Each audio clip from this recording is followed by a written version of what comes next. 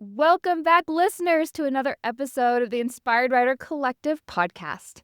I am your host, Elizabeth, and I am here today with Allison Lau. And let me tell you about this girl. Okay, so we were connected through Carolina, who was a guest on our podcast back in the fall, who does book cover design. And she had worked with you, Allison, or y'all had shared a client that you worked on together. And so she was so impressed with you that she passed your name on to me. And when we first connected and met via Zoom, I mean, it was like instantaneous. Like, I've found one of my people. And then since then, we've like scheduled like these hour-long blocks to talk and find ourselves like, oh my gosh, I gotta go. The hour's almost over and I have other commitments. But let's schedule another one because we didn't even cover, everything that we wanted to talk about. I love your listening to your journey with memoir writing and pulling in that science brain, which I also relate to, into memoir writing. Oh, yeah. And then, of course, I've enjoyed hearing about your developmental editing and your own journey in getting your memoir out there. So that's just a little teaser, listener, of the kind of things we'll be talking about today. Also, Allison No pressure. is going to be right wherever we end up because that's how we roll. Also, Allison's going to be joining us for our upcoming Memoir Summit, which is scheduled for March 14th.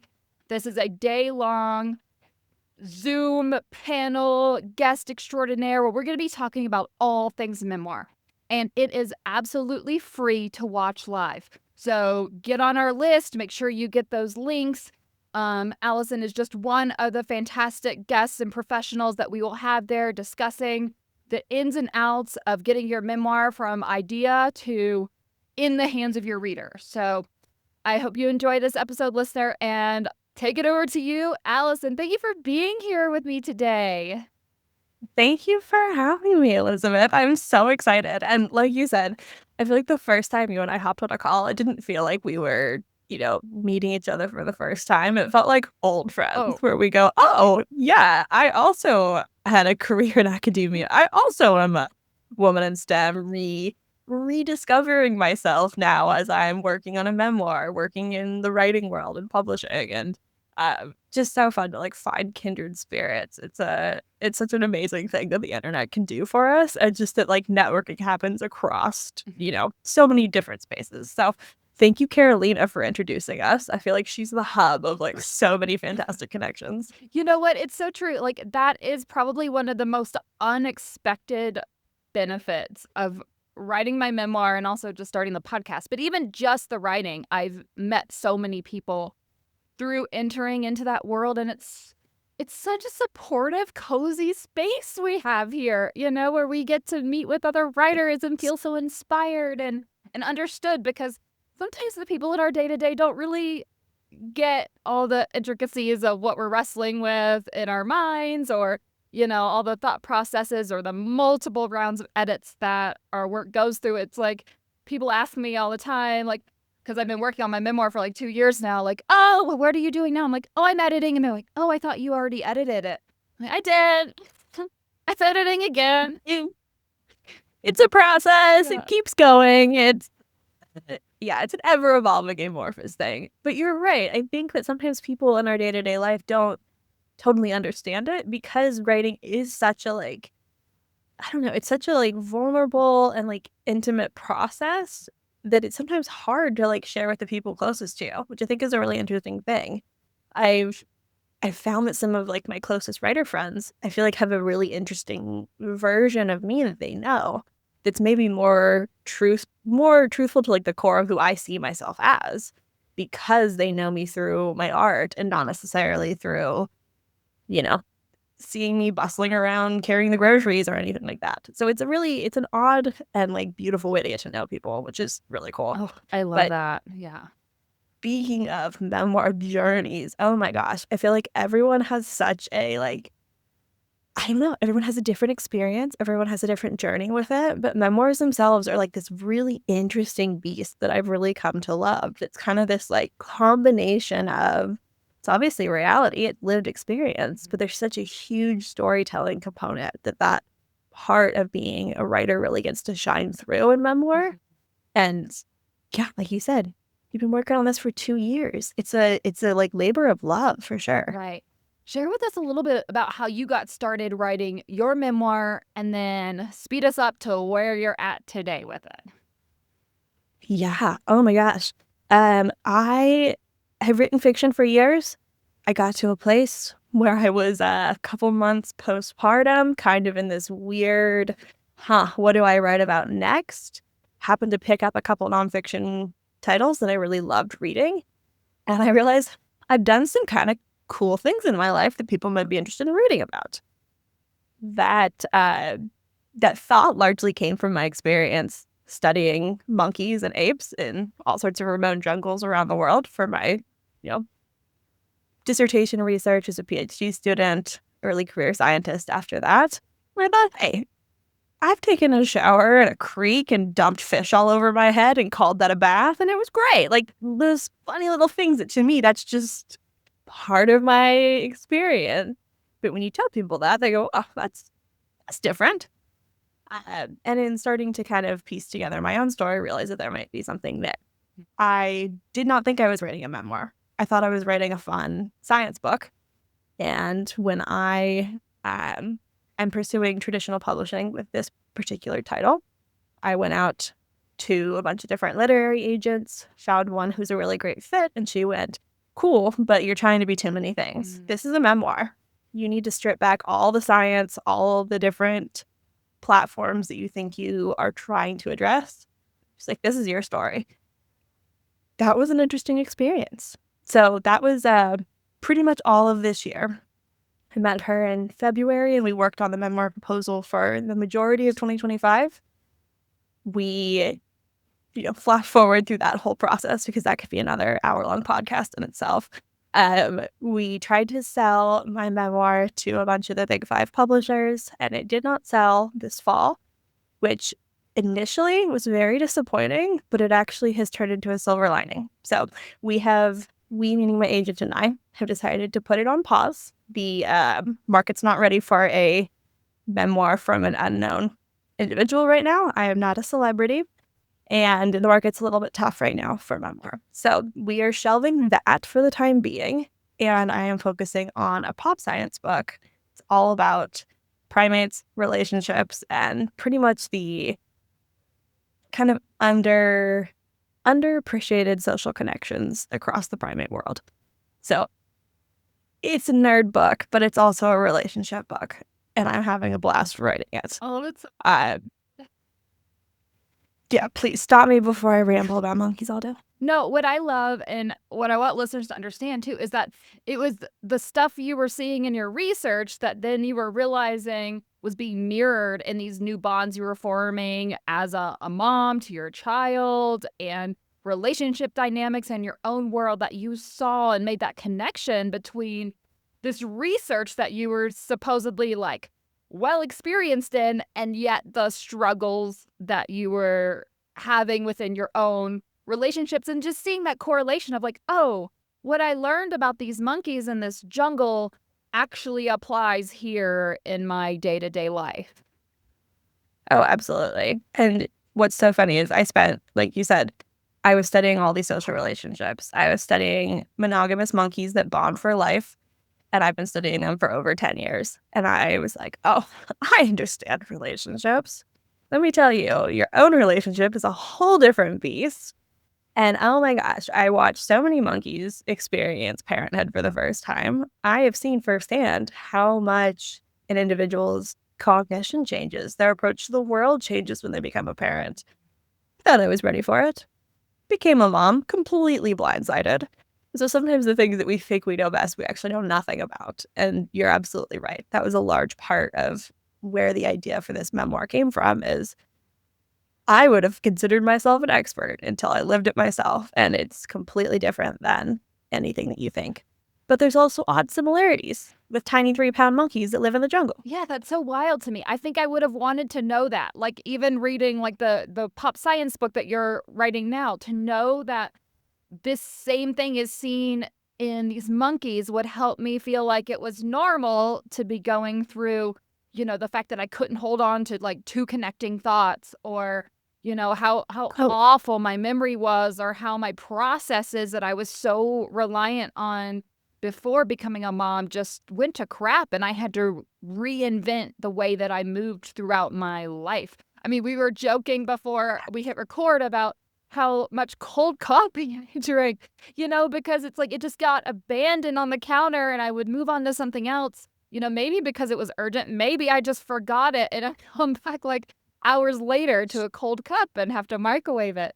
And it's just so interesting, like that way that you are gleaning some of those lessons from that environment and that subset of beings, and then allowing the reader to apply them to their own experiences. And that seems so validating in a lot of ways.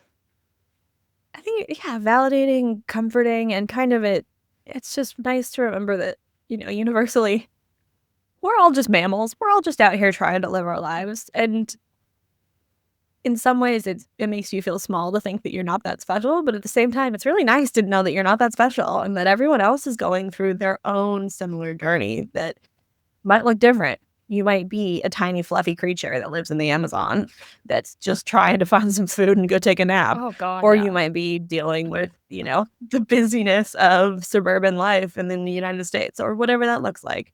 But there's some kind of universal experiences that defy species. Mhm. And that, I think, is what's so interesting about some of the animals I've gotten to work with. Yeah.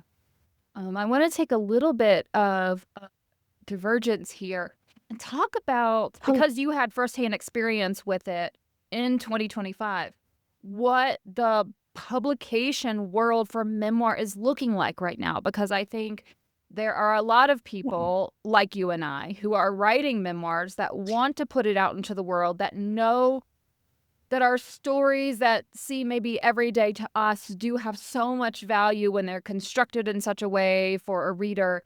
And we keep hitting that wall against the traditional publishing machinery because we aren't celebrities. It seems like celebrity memoirs sort of taken off and taken up all of the space.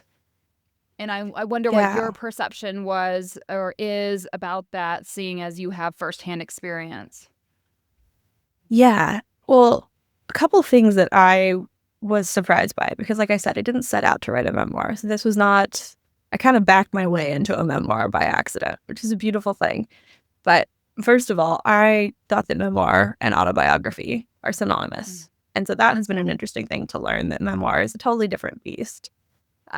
And that there are literary memoirs that are a little bit more, I would say, focused on like the craft and the storytelling than just giving people a view into someone's life. And so I think that that is kind of an important lens through which, my agent was packaging my memoir, which is that this is a story that's not, I'm not super cool. I haven't done anything that other people haven't already done, but it's the way in which you tell the story that becomes relatable. So I think that the space is being dominated by celebrities because we've seen some really successful memoirists in the last couple of years, and some really successful young memoirists too. Jeanette McCurdy's "I'm Glad My Mom Died," like, that is a huge best-selling memoir because it's beautifully written and incredibly I powerful. hated it. And she's Just still a side. young. Absolutely hated it. I Oh. don't think it qualifies. She did zero reflection.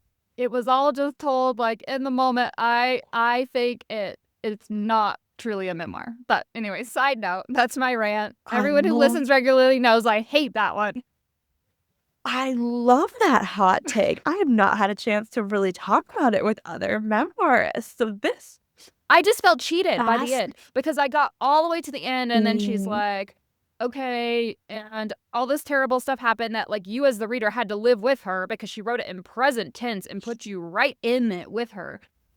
oh And then yeah. she never went back to process, like, now that she has this awareness, like, what does any of that reflection, what do any of those experiences mean to her now as an adult? Like, I felt robbed of that insight. Like, you just traumatized me with you, and now I don't even get to see the reflection that you've had about your lived experiences. And I think that's the No. key to memoir. I think that's what makes it stand out from autobiography is like, I think she gets away with it. I think a lot of celebrities get away with it because people are just interested in their life, right? But I don't love that the tag of such and such a memoir is being placed on everything, because I think, like you said just a minute ago, I think they're actually autobiographies most of the time. Yeah. Yep, that is fascinating take, and I love that. And you're absolutely right.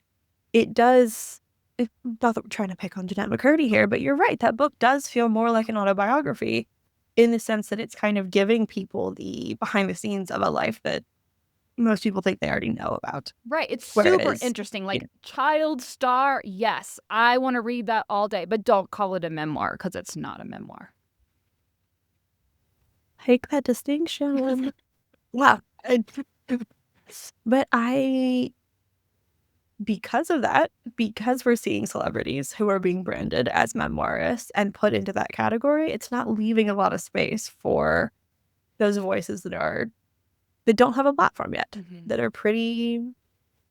I can tell all of our listeners from personal experience that your story is fascinating, Elizabeth. I can't wait to read your memoir. And I think it's just as powerful as anyone else who's out there with, a million plus TikTok followers, because you're a real person and you've lived a real life and have a real story. And that often is the most powerful kind of memoir that there is. Um, but I think that the publishing industry is scared right now. At least traditional publishing, people aren't ready for it, and they aren't willing to take a gamble on someone that's a small unknown author when they have those big ticket celebrities that are sitting there in their red boxes. Well, and I just think it's a great point to make that traditional publishing is a business, right? So it does not mean that your story does not have actual value. They are truly not assessing it in that way. They are assessing how many copies they think they can market and sell. So if you have a big name attached to it, that's already like leaps and bounds above the yous and me's of the world.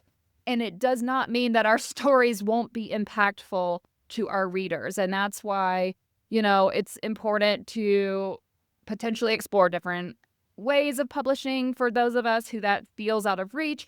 Or you can do as you've done, take a pause on it, write something different, hopefully get your name out there that way, and then maybe use that to piggyback on and get a traditional publishing deal. But what I think so many people, what I worry is that a lot of memoirists get discouraged in those query trenches, even just getting an agent, because the agents already know that they can't sell it to a publisher with a, no name author. And it's Yeah. unfortunate, but that's where I think, in a cool way, in this beautiful day and age that we are writing in, is that we have access to indie publishers who are looking for these kinds of works. They're truly about the art itself and not focused on, the name of the author on the front cover.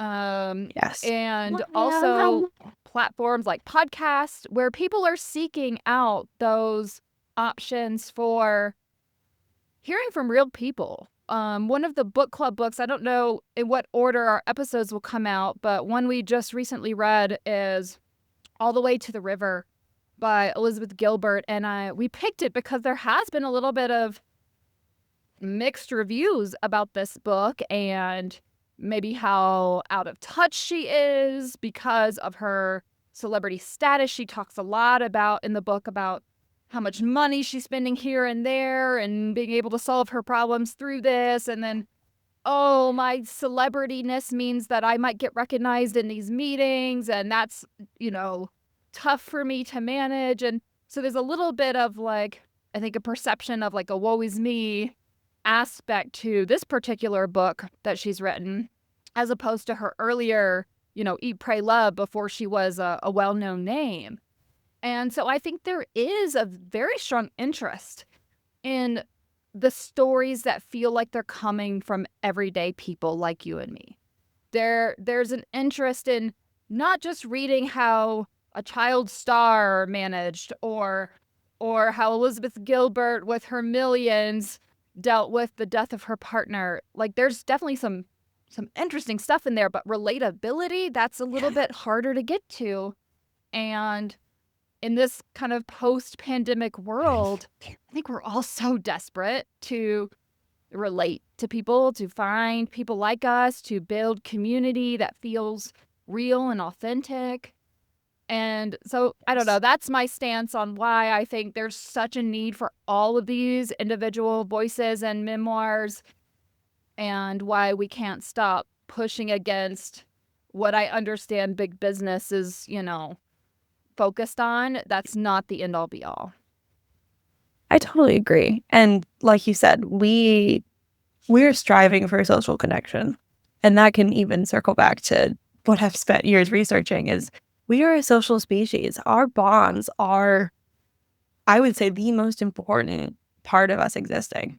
The quality of the relationships that you have around you has huge impacts on every other aspect of your health and well-being. And you're right. We want to connect with people. We want to know that we're not alone. We want to have that real, authentic interaction. And you're absolutely right. That's something that Memoir can do really well. And it's something that I feel like is becoming popular, like you said, on podcasts or on platforms like Substack, where you're having this really direct, immediate connection with the person who's listening or the person who's reading in a way that feels like you're sitting there sharing a cup of coffee with someone. Even if you live across the world, even if you're watching this 3 months after it was recorded, it's a bit of a delayed conversation, but it's still a conversation, as opposed to someone just sitting up in an ivory tower just yelling about their woes in their life. And so I absolutely agree with you. And I think that there's huge value not only to putting your story out in the world for people to read, but for you to write your own story. I have learned so much more about myself in the past year than I ever have prior to this because of the experience of having to choose what stories I put on the page, what really tough moments in my life I dig back into and try to share with people. And that whole process is a really interesting lens through which to see your past and to see kind of how you got where you are. So I would say that there's huge value in the self-exploration that comes with memoir, and that scares some people. I understand that. It's not an easy process. It's a scary process, but one that's incredibly rewarding and enriching if you're able to give yourself the permission to do it. Yeah, and I think that point is exactly why I get on my high horse about celebrities using this memoir tag. And whenever that other episode comes out about Elizabeth Gilbert's book that we're doing for book club, I will be saying something along the lines of, she really focuses on her partner's story and her partner's feelings and her partner's thoughts. And I routinely found myself as a reader questioning, well, how do you feel about all this? Where are you in this? Like, I understand what you're doing. You're telling me your actions, but how do you feel? And part of this is because at times when I'm going through my own edits, I'm being prompted by my developmental editor to dig in a little bit more of okay, so I understand this. I understand why you chose this, but what are you feeling in this moment? And it is such a heart opening task. And it's so hard that when I, as a reader, am reading something labeled as a memoir from a celebrity, I feel cheated when they haven't done that work. I don't feel like it's fair for them to put on that memoir label, knowing that sells better than calling it an autobiography. And they haven't done the work to expose themselves in the way that memoir requires. And Yeah. I know that's, the cost that I'm paying in order to put my work out there and sell it. And so I kind of feel cheated as a reader when celebrity memoirists don't do it. And of course, You're there's a whole absolutely right. range of, spectrum as far as what, quality stuff versus what I'm ranting about. There are definitely some good ones out there. And I'm not saying blanketly that celebrity memoir is not memoir, but it just seems like they skirt the rules more often than other people. But let's Yeah. hop into a little bit about developmental editing and how essential Yeah. that step is for a memoirist, because we are so close to our own stories that it Oh, is yes. essential to have someone else's eyes on it. Not only is that the maybe first practice a memoirist has in even sharing their stories, allowing someone else to read them in its entirety. It certainly was for me. I had shared, Yes. particular scenes or chapters with people before, but never the whole manuscript until I gave it to my developmental editor. So how do Yes. you walk memoirs through that? What do you hope to, provide to them as a developmental editor? It is, first of all, being a developmental editor is the funnest thing in the world for me. And it is also such a huge, like, honor and a privilege to be a part of people's journey in finding what their voice is and finding the story that needs to be on the page. So I have to preface it with that because I don't get to do what I do without really brilliant people who are willing to share and willing to start putting their story out to the world. Um, the way that I approach people's memoirs when I am working as their developmental editor is I step in their shoes and I say, let's have a brief chat. I like to know very little going into it, actually. I like to know, hey, what is your goal for this book? How urgent is this book for you? What timeline are you working under? What's held you back so far? Just a couple simple questions. From there, I take the manuscript draft and I just live it. I tend to set aside a couple days and I truly just sit and read the entire memoir all the way through and just live it. And then I go on a long drive and I take a shower and I just ruminate on it. And in that same way that our writing often happens the best way whenever you don't have a keyboard in front of you, that's when the best ideas come. Mhm. Same thing with other people's books. And so I get to go just kind of sit on it, think on it, and then approach it afresh. And there's often big holes that writers don't see themselves because we are way too close to our own stories. And so getting to kind of gently and kindly poke and say, hey, there's something missing here. There's a piece here that you're not telling us. There's, let's see, I see that the network is struggling. Okay. You're good. One, okay, perfect. There are often holes that writers don't realize exist. And so I feel like my job as a developmental editor for memoir specifically is less that I am guiding the story, but more that I am reading between the lines and detecting where something is missing. Those are often the most powerful stories, and those are the stories that people need permission to put on the page. And I always have writers say, oh, but that feels too indulgent. Or who am I to tell a story about this? I'm only X years old, or I've only accomplished blah, blah, blah. And to say, no, that's the story that people want to hear. That's the part of the journey that I think is most rewarding for me to be a part of and for me to get to pull out of the author. So it's a very intangible thing.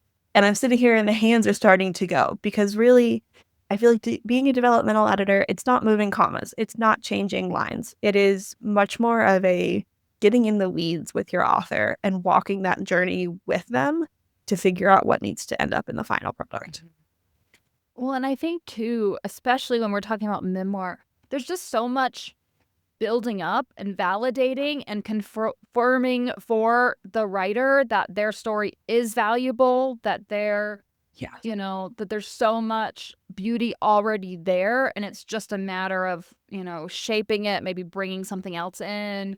And that's one of the reasons why I think finding a good developmental editor is so important for anyone looking to write the kind of memoir that's going to really grip the reader. Certainly Yes. there's like the self-publishing track where, conceivably a writer could write out their manuscript. They could, maybe go on Fiverr and do like a small copy edit or something, fixing the grammar, the punctuation, and then publish it on, Amazon's KDP, right? But in order to get to a finished product of a memoir where you really have not only like the full plot, story arc, character development, pacing all hitting at the right beats, but also just the depth that we as readers expect from memoir. That same thing I've been ranting about in this episode. In order to get Yes. into that, so much of the time we do need that experienced and trusted outside person to kind of mirror back for us where those gaps are. I certainly had some that I had not noticed in my own memoir when I had it edited this summer. One of the key things was that, I say my main theme is loneliness, but when I chopped off the first 30,000 words of the book, what happens is the reader now comes into my story at a time where I actually am finding community for the first time in my life, but they don't know that. What they see is me saying I'm lonely, but and me being really invested in this community, but not having the backstory now of, like all the friendships that fizzled out, the difficulty in connecting socially with other people, Oh, the yeah. way I relied on my accomplishments to give me any sort of like social standing whatsoever. And my editor was so good to highlight that missing piece that came about because of my previous like rewrites and cuts that I had done.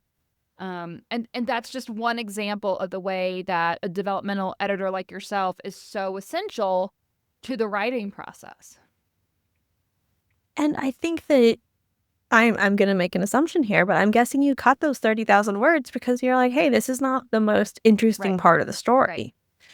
But for the reader, that's a vital part of the story, and getting to know you and getting to care about you and care about this journey that you're on. And I think that one of the most important things about being a good developmental editor is being able to tell your author, "This is what you're good at. This is the part of your writing that shines. This is where your voice is coming through in a way that people are going to be just captured and captivated by what you're saying." So much of my job as an editor is to actually tell people what they're great at, Mm-hmm. so that the 20% of my comments that are like, "And we should add this over here," then you know what to put in that space. Because I think it's easy to assume that an editor is going to come in and take a chainsaw to your manuscript and tell you where it doesn't work and tell you it's terrible and how to fix it. That's not the best way to go about writing a book. You need to know how to build people up and how to tell them where their voice shines through. And honestly, that's the fun part. That's the community part of it, is being able to be that person that says, "Hey, I see you. I see your story. These are the parts that for me hit really hard. These are the parts as a writer myself I know are important to be on the page. And here's how I think we might be able to pull that out of you." It's not always the right solution, but at least it gets the conversation going and it gets the author thinking about things in a different way. But at the end of the day, it has to be a kind relationship and a trusting relationship, because it is memoir, like you keep saying, is one of those genres where you need to do a lot of work. And I feel like we are unlicensed therapists, honestly, set loose on a book. And it really is that space where you have to approach it with a lot of care. And I think for someone who hasn't experienced book editing before, they might be imagining that it's like getting your college papers back and seeing the red ink everywhere, where it's all critique. It's all, feedback of this isn't right. This is, you missed this punctuation here, you missed that. And thinking that that's what they're signing up for. And if you have that misconception, oh my gosh, how vulnerable that must feel to be putting Yeah. like this part of your story into someone else's hands and afraid that you're going to get a bleeding page back, covered in strikeouts and everything else. But I hope that this episode, as well as other ones where we speak to other editors, will help anyone who is hesitant or nervous about that process to realize that it's some of the most beautiful collaboration you can do. I was so thrilled when I got back my edits and I got to see how my editor really just gave me her in the moment reactions Now, she works a little bit differently than you, and we'll have her on the podcast too, where she puts in her comments as she initially reads. So she does not have the like full read through before she starts making comments. So I am seeing her like moment by moment reactions as she's like, oh my gosh, this is amazing. I'm so rooting for you here. And then something bad happens and she's like, oh, I did not see that coming. This is devastating. I'm crying. Are you crying? You know, and I got to go on this beautiful roller coaster ride through her reading of my book. And it was a beautiful like status check that I'm hitting those moments of tension. I'm relieving it. The reader is going to potentially feel this here, which is what I want them to feel. And I want them to be hopeful in this point just so I can rip it out from under them because that's how it felt for me living it. And I'm glad that that has been created properly on the page. It was just such a great check, pulse check really of the book and where it's at, or, you know, in the moments where she was confused or misinterpreting something, then okay, great. This is a moment where I need to add some clarity for my reader because while it all makes sense to me in my head, and I think I've provided the details on the page, you know, maybe that key detail was several chapters ago and I need to remind the reader, you know, like, oh yes, I've already agreed to do this thing, so here's where we're at now. And I It's great that you mentioned that actually, because I was not super clear on that. So I do something similar. Okay. And I don't typically, if I'm working in Google Docs, I make sure that it's not shared with the author because I don't necessarily want them to be seeing my yelling in real time. But pretty much I just aggressively yell my enthusiasm the whole way through the book. So in a similar way, it's probably less eloquent than it sounds like your editor gave you, but I tend to just kind of keep caps lock on the whole time and just kind of do the pterodactyl hands on the keyboard of just crazy, ridiculous comments. So like letting the author, like you said, see my emotional process as a reader. And I will even say, as a reader, bleh, and it's just keyboard smashing. And then as an editor, oh my gosh, your prose is beautiful. This is so strong. And kind of give those two sides of the coin so that the author knows kind of where I'm coming from. I hold those comments back until I deliver the edit letter, because then the edit letter is what I've sat on, thought about, put on my editorial hat, really digested. So then I give kind of this overall, more narrative, but kind of, you know, it's more structural commentary on big picture things where we could work on pacing, on story structure, on character development and things like that. But I think that those two pair nicely because then you can kind of see where is this edit letter and then where did that come from? And what state of the book was the book in when I had a chance to read it and touch it, and kind of what things hit well and which ones didn't. And often there are things where I go, leave a comment on page 30 about something that doesn't make sense and isn't working. And it turns out, yeah, at the end of the book, it all makes sense and it all ties together beautifully. And that was intentional on the author's behalf. And sometimes it is something that we need to tweak or address or fix. So I think that is a huge value. And I'm glad that your editor did that for you too, because you're right. It's very rare that you have someone that pretty much sits there and just shares their reaction in real time to your whole book. Yeah. Because once our books are out in the world, we just get people that'll maybe give you a 5-star rating and a nice review, send you a message, OMG, just read your book and I loved it. But we're not going to get much more than those kind of short little bursts of affirmation or feedback. Whereas in the editorial process, you have someone who's just in it with you. And that's such a cool relationship. Yeah. And, you know, I think there is a pretty decent cost to hiring a developmental editor. And it is one of those steps that I think sometimes writers, especially those of us who are choosing to self-publish and assuming all of the financial burden of getting the book all the way up and out there and marketed and everything, it becomes one of those things that you question whether you should pursue or cut. And I just hope that listeners who are joining us for this episode can understand the incredible value and just the pertinence of it, especially for memoir. But I mean, even fiction, you want to know those plot holes. You want to know the strings that maybe you started to weave but then dropped out, or where you're just not hitting the mark, or any of that stuff. And it's so important to have that person. And also, you benefit at that point of the writing stage of having a cheerleader, of having Oh, yes. someone who is there advocating for you, like you said, telling you where your strengths are so that you can lean into those, maybe highlighting some of the parts where there needs to be some shoring up. And so that makes your end product so much better. And then you also have someone that, like, as you get a little further down the road, if you start to make some changes and you suddenly have a question, you've got someone you can reach out to who knows your full manuscript and can give you some Um, quick feedback if you're stumbling later on.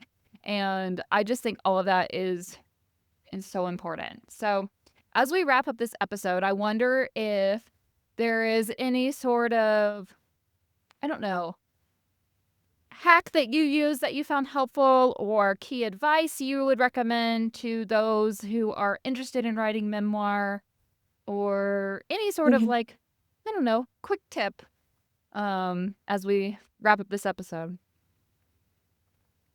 I would say I am a procrastinator, and I am someone who absolutely dies in the face of structure. I am the worst journaler that has ever existed. The amount of journals I've started, done for 3 days, and then left behind, terrible. So if you are someone that falls into that category like me, open up a Word document, Google Docs, Pages, whatever word processor you have. I am not sponsored by any of them. Open them up and just, if you were to write a memoir, what story would you put on the page? And write a couple words. And you're not writing a full book. Just put a little something on the page. See what happens. If you hate it, cool. Close it, walk away. I think that the best way that I've tricked myself into writing is, if I was going to write a memoir, what would I do? What application would I open up? Would I scribble it on a Post-it note? Would I put it in my notes app on my phone? Would it be a voice memo? Ask yourself that, and then just kind of give yourself permission to kind of play for a little bit and see what starts to come out. If you like it, amazing. If you don't, then you had the bravery to put a couple words on the page, and now you can call yourself a writer. That's phenomenal. I love it. I love it. Thank you, Allison, for joining me today. Again, thank you for being one of our guests at our upcoming Memoir Summit. I hope listeners will tune in for that as well. We'll put all of the social media links and websites and stuff for you in our show notes, as well as the way to get on the list to receive links for the live Memoir Summit coming up on March 14th. And happy writing!